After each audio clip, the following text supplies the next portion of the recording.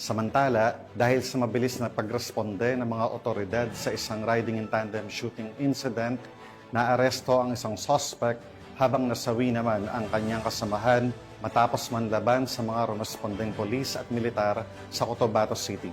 Tunghayan ng ibang detalye mula sa report ni Patrolwoman Leonora Gawang.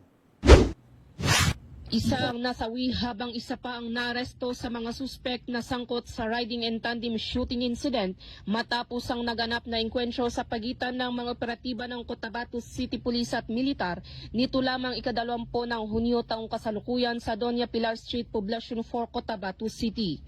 Kinilala ang dalawang biktima ng pamamaril na sina alias Abdul, 41 na taong gulang at si alias Nino, 46 na taong gulang na kapwa-residente ng Poblacion 4, Cotabato City at ang dalawa ay kasulukuyang nagpapagaling sa paggamutan.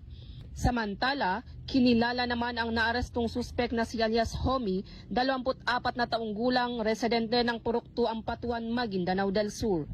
Ayon sa ulat, agad na rumesponde ang mga tauhan ng Marine Battalion Landing Team 5 at Cotabato City Police Office matapos makatanggap ng ulat ukol sa pamamaril sa nasabing lugar na nagresulta sa pagkakasugat ng dalawang biktima. Habang nagsasagawa ng follow-up operation, namataan ng mga otoridad ang dalawang lalaki na sakay ng motorsiklo na tumutugma sa deskripsyon ng mga salarin. Nang tangkain silang pahintuin, agad umanong bumunot ng baril ang isa sa mga suspek na nauwi sa palitan ng putok. Napatay on the spot ang nasabing suspek habang ang kanyang kasamahan ay nagtangkang tumakas ngunit agad ding naaresto.